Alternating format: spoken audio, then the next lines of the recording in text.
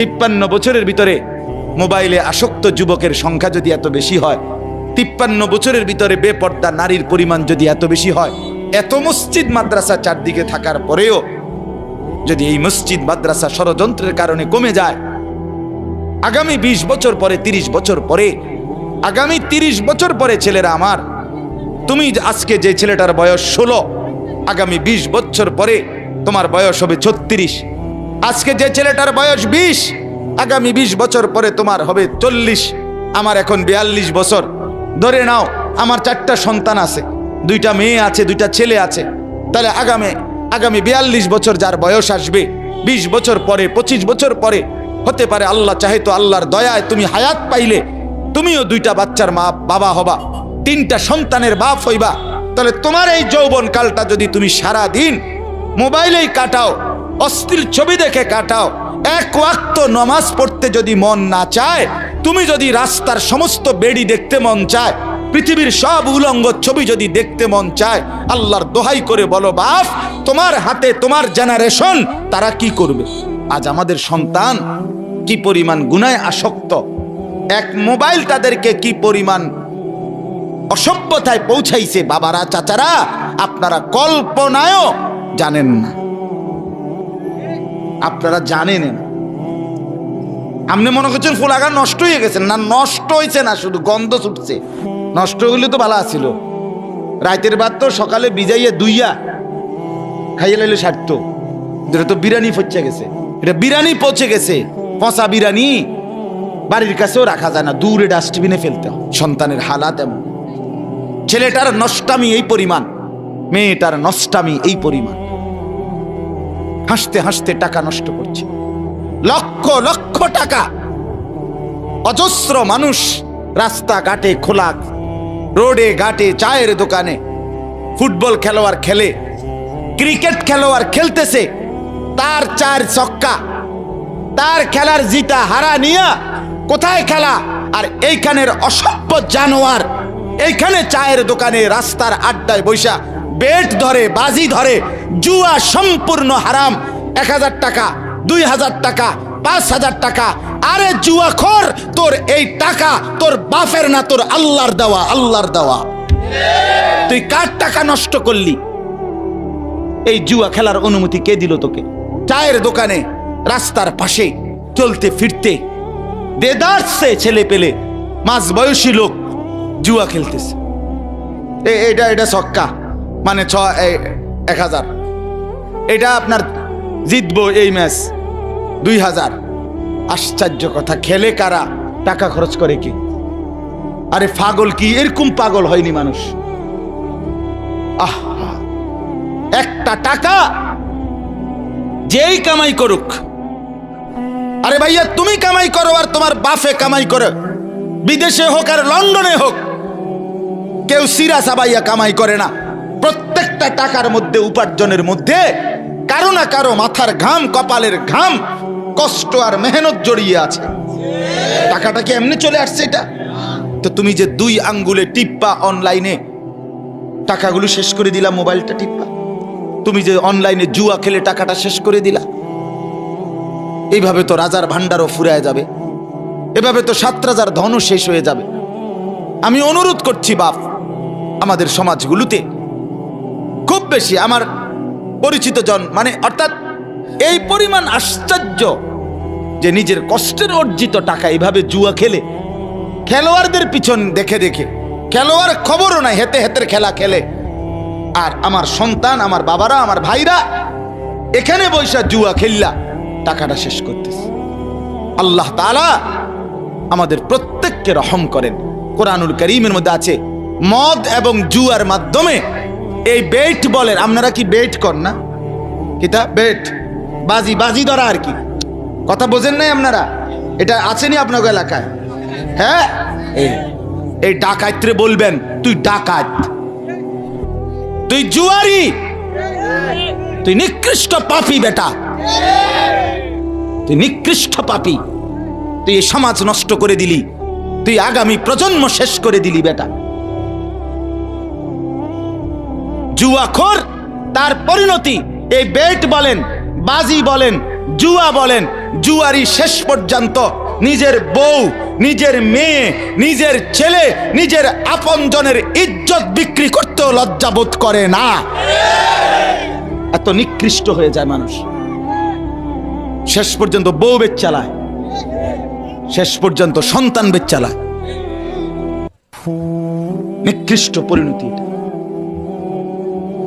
কোরআনুল কারীমে আছে, শয়তান তোমাদেরকে, আল্লাহ বলছে মদ এবং জুয়ার মাধ্যমে শয়তান তোমাদের পরস্পরের মধ্যে আদাওয়াত, শত্রুতা তৈরি করে, তোমাদেরকে আল্লাহর স্মরণ ভুলায়া দেয়, তোমাদেরকে নামাজ ভুলায়া দেয়।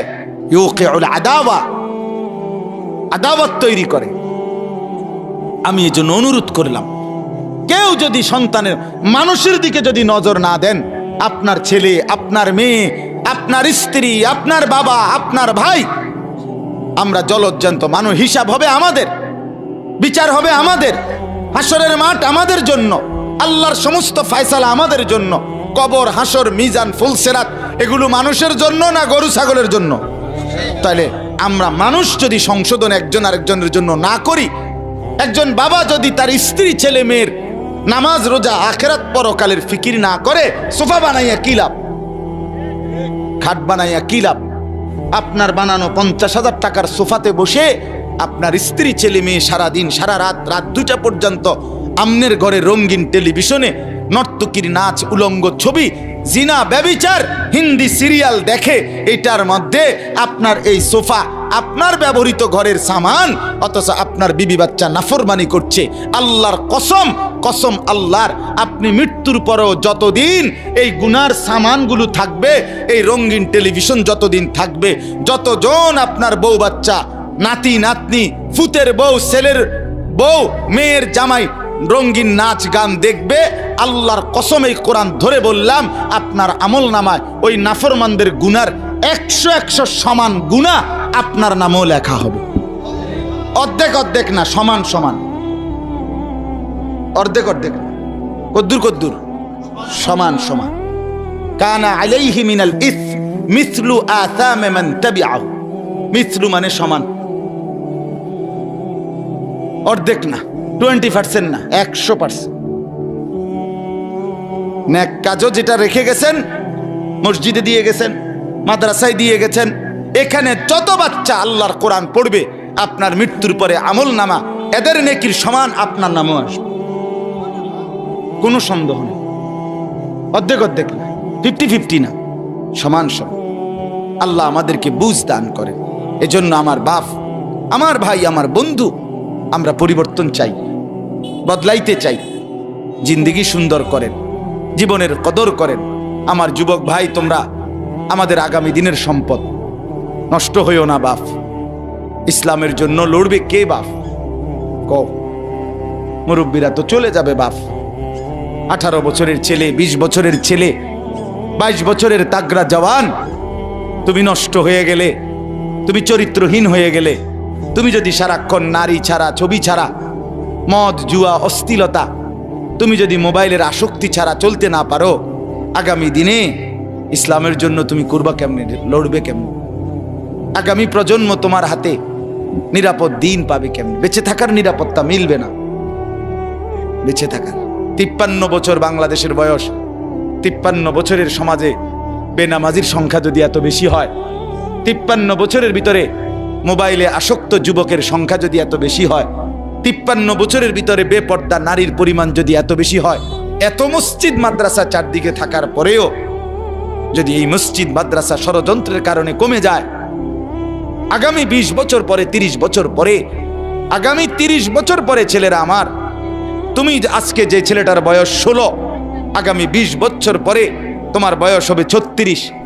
আজকে যে ছেলেটার বয়স 20, আগামী 20 বছর পরে তোমার হবে 40। আমার এখন 42 বছর। ধরে নাও আমার 4টা সন্তান আছে, 2টা মেয়ে আছে, 2টা ছেলে আছে। তাহলে আগামী 42 বছর যার বয়স আসবে, 20 বছর পরে, 25 বছর পরে, হতে পারে আল্লাহ চাহে তো আল্লাহর দয়ায় তুমি হায়াত পাইলে তুমিও 2টা বাচ্চার মা, বাবা হবা, 3টা সন্তানের বাপ হইবা। তাহলে তোমার এই যৌবন কালটা যদি তুমি সারা দিন মোবাইলেই কাটাও, অশ্লীল ছবি দেখে কাটাও, এক ওয়াক্ত নামাজ পড়তে যদি মন না চায়, তুমি যদি রাস্তার সমস্ত বেড়ি দেখতে মন চায়, পৃথিবীর সব উলঙ্গ ছবি যদি দেখতে মন চায়, আল্লাহর দোহাই করে বলো বাপ, তোমার হাতে তোমার জেনারেশন তারা কি করবে বলো ভাই। আল্লাহ দিলে তোমার যখন একটা ছেলে হবে 12 বছরের, 14 বছরের, সে কি করবে? কি মনে হয়? সে জুনায়েদ বাগদাদি হবে, সে বাইজিদ বুস্তামি হবে? দোস্ত আমার, নষ্ট না হই, নিজেকে নষ্ট না করে। কিয়ামত নিশ্চিত, আখিরাত নিশ্চিত। নিশ্চিত কিনা? কমপক্ষে বিবেকটা যেন এরকম হয়, ভেতরের দিলটা, ভেতরের আত্মাটা যেন এতটুকু পরিমাণ হয় যে গুনাহ করিলে মনটার মধ্যে অস্থিরতা লাগে, নেক কাজ করিলে ভালো লাগে। এদূর যদি কোনো অন্তরের অবস্থা ভিতরের থাকে, আল্লাহ রসুল বলছে এখনো সে মুমিন। কিন্তু যেদিন গুনার পর গুনাহ, মিথ্যার পর মিথ্যা, চুরির পর চুরি, মদের পর মদ, জুয়ার পর জুয়া, জিনার পর জিনা, বেবিচারের পর বেবিচার, বেপর্দার পর বেপর্দা, মা বোন, যেদিন আর কোনো অসুবিধা বোধ হচ্ছে না, চেহারায়, সুরতে, চলনে বলনে পাপের কোনো অনুভূতি নাই, আল্লাহর কসম রাসূলুল্লাহ বলে ধরে নাও ঈমান হারিয়ে গেছে। লা ইয়াজনি জানি হিনা ইয়াজনি ওয়া হুয়া মুমিন। রাসূলুল্লাহ বলে কোন জিনাকার, ব্যভিচারী নারীর সাথে যখন অপকর্ম করে সে ঈমানদার থাকে না। লা ইয়াসরিকু সারিকু হিনা ইয়াসরিকু ওয়া হুয়া মুমিন। কোন চোর যখন চুরি করে, রাসূল বলে সে মুমিন থাকে না। লা ইয়াশরাবুল খামরা হিনা ইয়াশরাবু ওয়া হুয়া মুমিন। রাসূল বলে কোন নেশাখোর যখন নেশা করে তখন সে মুমিন থাকে না, মুমিন থাকে না। বাপ আমার, কতদিন সুদ খাইলে অভাব মিটবে? কতদিন হারাম রোজগার করলে অভাব পূরণ হবে? পূরণ হবে না। অতএব আখিরাত নিশ্চিত, কিয়ামত নিশ্চিত, মৃত্যু নিশ্চিত। চোখের সামনে প্রতিদিন কত মানুষের চলে যাওয়া, এরপরও যদি আল্লাহকে না চিনি কখন চিনব আমরা? আল্লাহ আমাদেরকে বুঝ দান করেন, আল্লাহ আমাদেরকে কবুল করেন। অনেক ছেলে মাশাআল্লাহ এখানে ওখানে দেখেন আপনারা, চাচারা আপনারা তাকায়া দেখেন আপনাদের সন্তানেরা, এরা রংপুরের ছেলে না, এরা আমার কুমিল্লার না, এরা চিটাগাংয়ের না, এরা আপনাদের ছেলে, আপনাদের মহল্লার। আপনারা একটা নজর একজন মুরব্বী তারাইয়া দেখেন, আপনাদের এই ছেলেদের দিকে তাকাইলে দেখবেন কমপক্ষে 90% নামাজ পড়ে না। আপনি দেখেন, আমারও কোন আমি দাঁড় করাই, তোমাদের চেহারা দেখলে তো বাপ বোঝা যায়। আহা, এজন্য বললাম আমার ছেলেরা, চেহারা দেখলে তো বোঝা যায় বাপ তুমি যে এক ওয়াক্ত নামাজও পড়ো নাই। চেহারাটা কালো, চেহারাটা পাষাণ, চেহারাটা দয়া মায়াহীন, চেহারাটা নির্দয়, চেহারার মধ্যে কোনো রসকস থাকে না। কসম আল্লাহর। হযরত আব্দুল্লাহ ইবনে মাসউদ বলছে প্রত্যেকটা গুনাহ চেহারা কালো করে, সাওয়াদুন ফিল ওয়াজহ। প্রত্যেকটা গুনাহ, একবার নারী দেখছো একবার কালো হইছে, আবার আরো আরো আরো, প্রত্যেকটা গুনাহ সাওয়াদুন ফিল ওয়াজহ, চেহারা কালো করে। জুলমাতুন ফিল কলব, অন্তরটা অন্ধকার করে। ওয়াহানুন ফিল বাদান, শরীরের শক্তি কমিয়ে দেয়, শক্তি কমিয়ে দেয়, কিচ্ছু ভাল লাগে না। এ মোবাইল টিফোন ছাড়া টানা দিয়ে মানে ভাল লাগতেছে না, এরপর এমনি এমনি মানে এটা ছাড়া অন্যটা পছন্দ না। শরীরের দুর্বলতা, অক্ষমতা, ব্যর্থতা, কাপুরুষতা, যৌবনের ক্ষমতা শেষ, শারীরিক সক্ষমতাও শেষ, প্রয়োজনের মুহূর্তে আর কিছুই থাকে না। নিজের হাতকে অপকর্ম করে নষ্ট করে দিছ, শরীরটাকে শেষ করে দিছ, নিজের লজ্জাস্থানকে নষ্ট করে ফেলছ, হায়াত বরবাদ করে দিছ। অচিরেই দুনিয়াতেও আফসোস মিলবে, আখিরাতেও আফসোস মিলবে। হ্যাঁ, আমি খোলামেলা কইলাম, হিম্মত করে কইলাম, সাহস করে বললাম। এজন্য হযরত আব্দুল্লাহ ইবনে মাসউদ বলেন চেহারা কালো হয় গুনাহ, অন্তর অন্ধকার হয়, শরীর দুর্বল হয়। 4 নাম্বার দাইকুন ফির রিজক, রিজিক সংকীর্ণ হয়, রিজিক কমে যায়। 5 নাম্বার বুগদাতুন ফি কুলুবিল খালক, সমস্ত মানুষের অন্তরে ঘৃণা তৈরি করে। কোন মানুষ এই নাফরমানকে পছন্দ করে না। কথা বলেন। 2 জন এক লগে জুয়া খেলে, আপনি এর এক লগে হেরা এক সমান না, আজ 3 বছর এক লগে জুয়া খেলে, আপনি মনে করেন এখান থেকে একজনরে আপনি আলগা ডাইকা জিগান তোর দোস্ত কেমন? কবে 1 নম্বর সিটার। হ্যাঁ কি কন বলবে না? বলবে সিটারের সর্দার, বাটপার। কি রে কস, তোর লগে চলে একসাথে জুয়া খেলস, তুই কেমনে তারে খারাপ কস? ওমা তো আমি কি হেরে কি আব্দুল কাদের জিলানী কইতাম? এ বলবে এই কথা, এ কি বলবে? আমি কি জুয়ারি রে বুঝি আমি বালা কইতাম? আমি বালা কম কেমনে? আর মন্দ লোকেও মন্দকে মন্দ বলে, ভালোরাও মন্দ বলে। আচ্ছা, একজন লোক নামাজি, আপনি একটা জুয়ারি মদখোরকেও জিগান, ভাই উনি কেমন?